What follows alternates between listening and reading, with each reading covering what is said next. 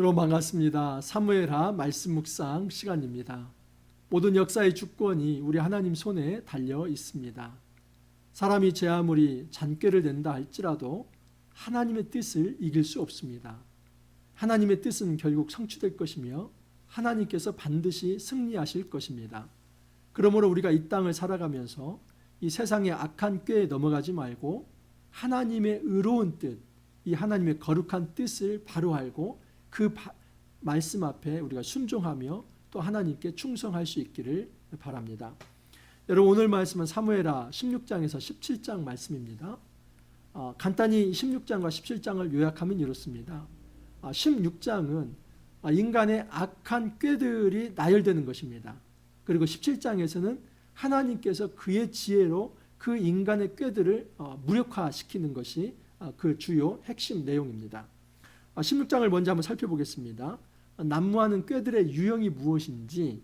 첫 번째, 시바의 유형인데, 이 시바는 전쟁통에도 자기 입속 챙기며 자기의 어떤 부를 챙기는 사람이다 라고 볼 수 있습니다.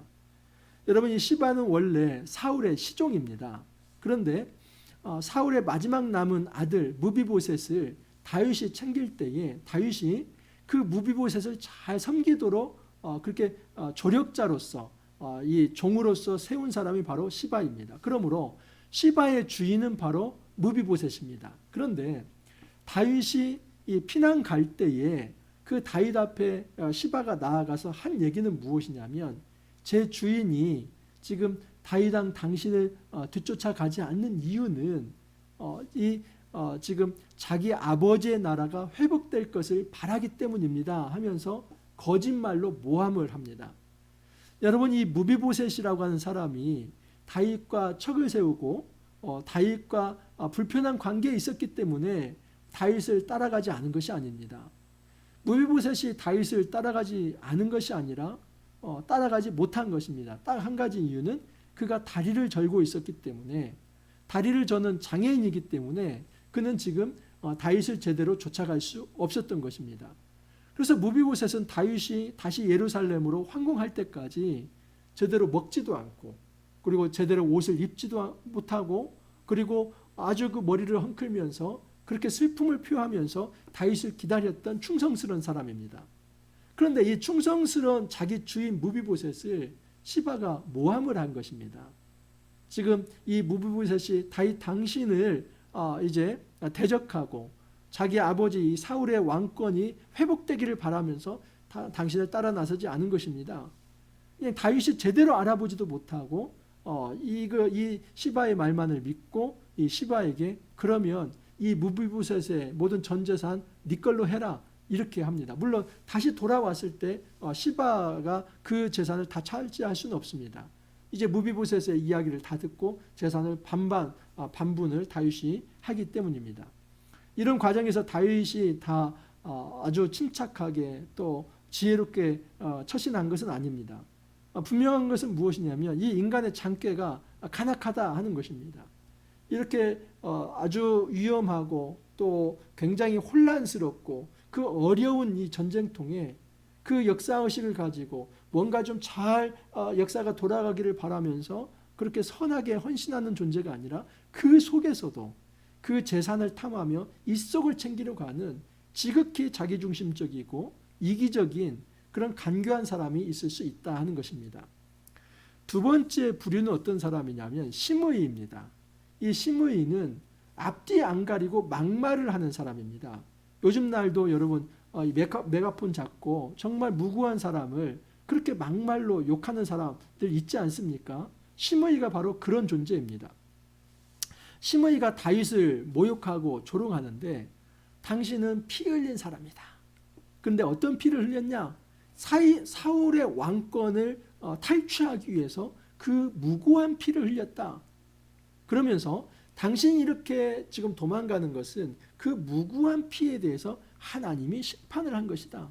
여러분, 언제 하나님께서 지금 이 다윗이 이 사울의 왕권의 무고한 피를 흘렸기 때문에 심판한다고 한 겁니까? 지금 하나님이 이것 때문에 한 것이 아닙니다. 그리고 여러분, 실제로 다윗이 사울과 싸웠습니까?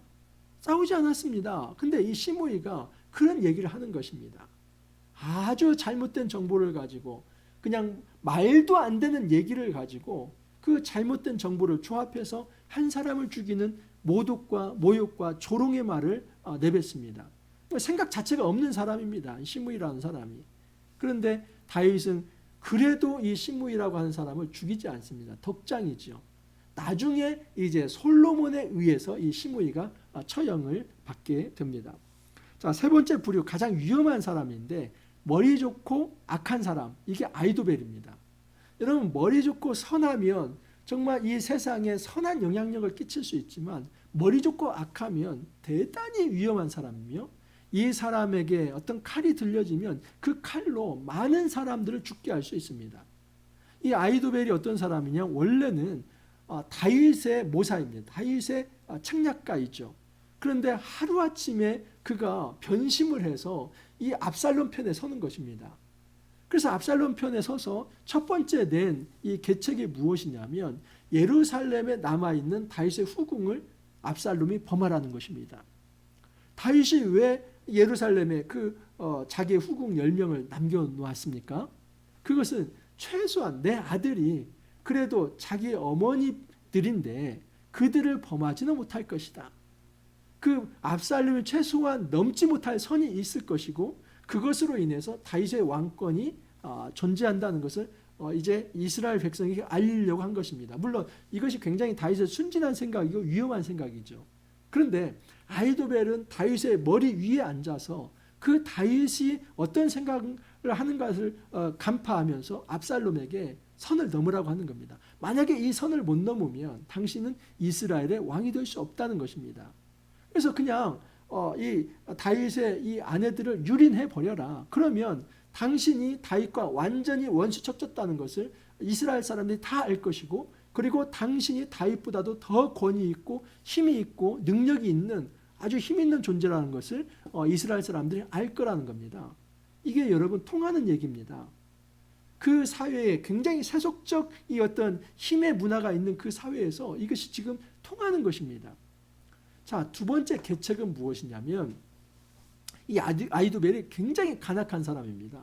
두 번째 계책은 지금 이 다윗이 이 밤에 급히 도망을 갔기 때문에 전열도 잘 정비가 안 된 상태이고 그 어떤 대우가 갖춰지지 않은 상태, 그 혼란한 틈을 타서 나에게 12,000명의 군사를 준다면 이 밤에 급습을 해서 그 공포심을 안겨주면 백성들은 다 도망갈 것이고 그러면 다윗 일행만 남을 텐데 내가 딱 타겟 하나, 다윗만을 내가 죽여서 다른 백성들이 다 압살롬에게 돌아오도록 만들겠습니다.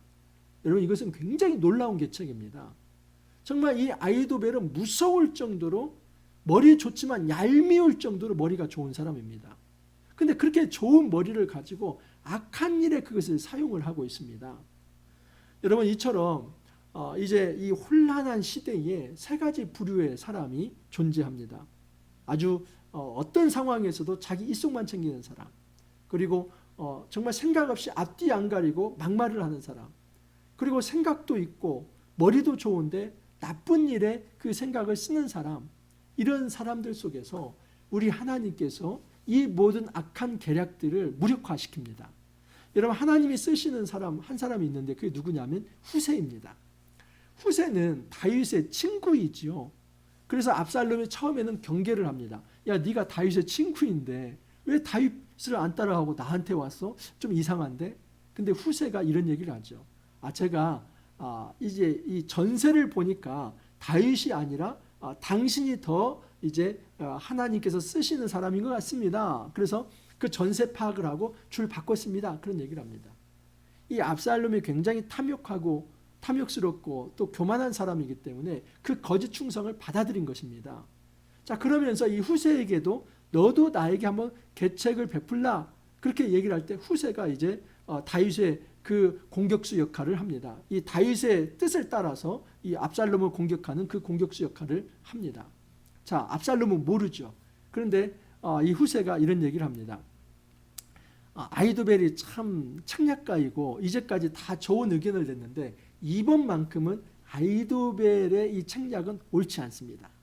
왜냐하면 첫 번째는 다윗을 너무 쉽게 본 것입니다. 이런 얘기를 합니다. 다윗은 전장에서 잔뼈가 굵은 사람이고 이런 위기 상황에서 다 대책을 마련해서 지금 이 급습하려고 할 때 아마 굴이나 어디에 숨어 있을 텐데 만약에 그렇게 급습하다가 이제 이스라엘 군이 이 다윗의 군에 의해서 그렇게 몇 명이라도 죽게 되면 그냥 이 다윗이 그 승기를 잡았다고 하면서 완전히 이 우리의 군대가 다 무력화될 수 있습니다. 그렇게 하면서 이 압살롬의 불안감, 위기감을 자극합니다. 여러분 이것은 지금 후세가 사실 굉장히 머리가 좋은 겁니다. 후세가 아이도벨도 참 머리가 좋지만 이 아이도벨보다도 더 한 수 위인 사람이 후세입니다. 후세는 무엇을 자극하냐면 이 압살롬의 불안감을 자극합니다. 여러분 불안감을 가지며 어떤 생각을 가지냐면 지금 자기가 가지고 있는 것에 대해서 부족하다고 생각을 합니다. 그러니까 여러분 이미 12,000명을 동원할 수 있다면 그 적은 군사 아닙니다. 그리고 다윗 편에 있는 백성들은 오합지졸이기 때문에 그 12,000명의 지금 이 아주 똘똘 뭉친 존재들이 그 밤에 급습을 하면 다윗은 반드시 당할 수밖에 없습니다. 근데 이 압살롬은 이미 굉장한 큰 힘을 가지고 있음에도 불구하고 후세 의견을 받아들입니다. 후세가 뭐라고 하냐면 이 다윗은 만만히 볼 사람이 아니기 때문에 더 나팔을 불어가지고 이 전체 이스라엘에서 백성들을 모아가지고 그 많은 수, 바다의 모래 같은 많은 수로 급습을 해야만 이길 수 있습니다. 그러니까 이 밤이 아니라 조금 하루 지나서 이제 군대를 더 모은 후에 그렇게 아주 강력하게 이제 전쟁을 하는 게 좋습니다. 여러분 후세 생각에 지금 이 밤에 요단강을 건너지 않으면 다윗은 죽는다고 생각을 했던 것입니다. 근데 그 생각이 후세의 생각이 맞습니다. 아이도벨이 이 자기의 계책이 이제 실패를 합니다. 압살롬은 그 불안감 때문에 이제 이 아이도벨의 의견을 받아들이지 않고 후세의 의견을 받아들여서 그래 이 밤에는 그냥 쉬어라. 너 고생했으니까 쉬고 내일 아침 더 이제 군사를 많이 모집해가지고 그 다음에 쳐들어가자. 여러분 아이도벨은 자기의 이 계략이 통과되지 않자 고향에 돌아가서 목매달아 죽습니다. 화병이 생겨서 죽은 게 아니라 아이도벨은 이렇게 머리가 좋은 사람입니다. A부터 Z까지를 모든 상황을 통찰할 수 있는 사람이고 어디 대목에서 만약에 이게 뒤틀리면 결국은 내가 죽을 수밖에 없다고 생각하기 때문에 상대에 의해서 죽든 아니면 지금 내가 자기를 하든 똑같은 것이기 때문에 상황 판단하고 죽은 것입니다. 그러니까 아이도벨이 이렇게 자기를 했다는 것은 이미 게임이 끝났다는 것입니다. 자, 그런데 성경에서는 뭐라고 얘기냐면 그것은 단지 후세가 지혜로워서가 아니라 후세를 쓰시는 하나님께서 지혜로웠다는 것을 분명히 얘기합니다. 17장 14절에 이런 말씀이 나옵니다. 압살롬과 온 이스라엘 사람들이 이르되 아렉 사람 후세의 계략은 아이도벨의 계략보다 낫다 하니 이는 여호와께서 압살롬에게 화를 내리려 하사 아이도벨의 좋은 계략을 물리치라고 명령하셨습니다. 어떻습니까? 결국 하나님께서 배후에서 역사하신 것입니다. 이 아이도벨이 아무리 좋은 계략을 낸다 할지라도 그 잔꾀를 낸다 할지라도 결국 하나님께서 후세라고 하는 사람을 이용해서 이 압살롬의 마음에 불안 심리를 써서 결국은 이 압살롬이 후세의 말을 듣게 해서 결국은 망하게 하는 것입니다. 이것이 하나님의 지략이며 하나님의 지혜입니다. 여러분 이 하나님의 지혜가 성취되는 과정 또한 이 무명의 용사들이 있었습니다. 자, 이제 어떻게 되냐면 후세가 이제 아이도벨의 계략을 이겨냈습니다. 그러면 이 사실을 이 이야기를 다윗에게 빨리 전달을 해서 다윗이 그 밤에 요단강을 건너야만 합니다. 만약에 이 작업이 안 되면 아무리 후세가 아이도벨의 계략을 이겨냈다 할지라도 지금 다윗이 그 밤에 요단강을 건너지 못하면 그 다음 날 이제 다윗을 이제 치면은 이제 똑같이 다윗은 죽을 수밖에 없습니다.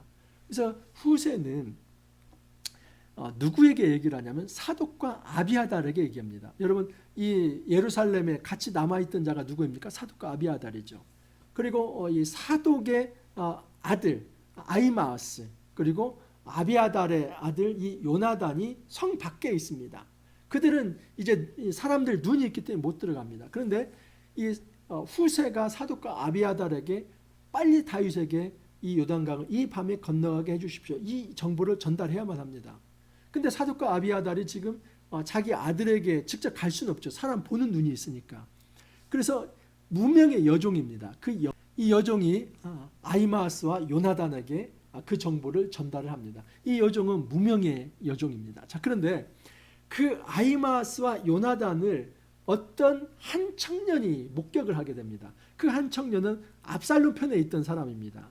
그래서 압살롬에게 이것을 보고를 하고 그 두 사람을 쫓아가는데, 그 두 사람이 어떤 집에 들어갔는데 또 무명의 한 여인이 그 두 사람을 우물에 넣습니다. 그리고 그 덮개를 닫고 그 덮개 위에다가 곡식을 펴서 그 누구도 그 우물 속에 이 아히마아스와 요나단이 있을 거라고 생각을 못하게 한 것이죠. 그렇게 해서 결국은 이 아히마아스와 요나단이 건짐을 받아서 다윗에게 이 소식을 전달하고, 그 다윗이 그 정보를 받아서 바로 그 밤에 이 요단강을 건너게 되는 것입니다.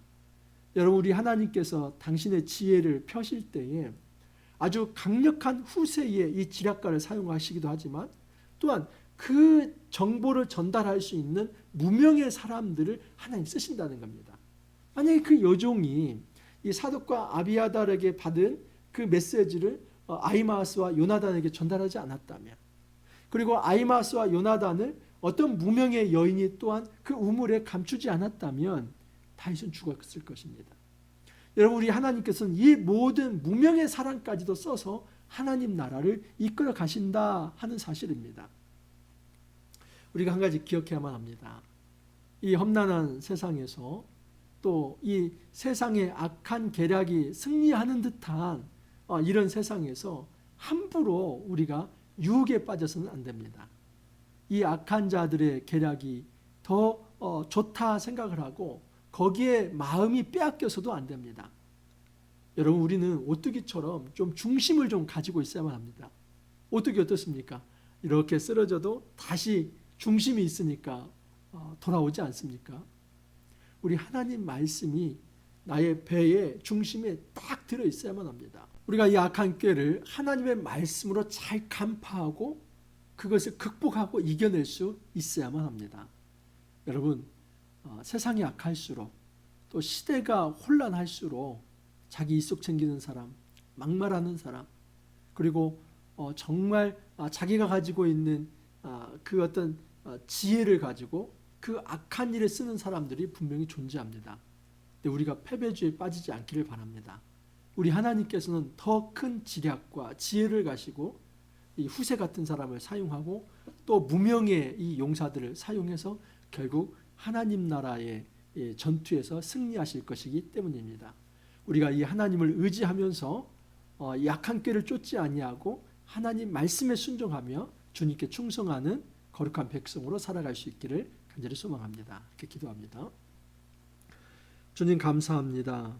우리가 이 땅에서 사람의 꾀를 좇지 아니하고 하나님 말씀 편에 설 수 있게 하여 주시니 감사합니다. 주님, 세상은 간교한 꾀로 이 하나님 나라를 무너뜨리려고 합니다.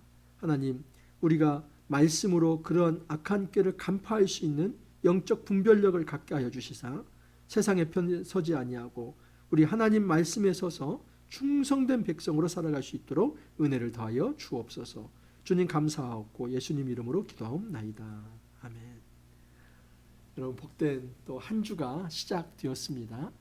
우리가 세상의 종이 되지 말고 하나님께 충성하는 하늘 용사로 또 한 주를 살아갈 수 있기를 간절히 소망합니다. 오늘 하루도 여러분 화이팅 하시고 또 내일 찾아뵙도록 하겠습니다.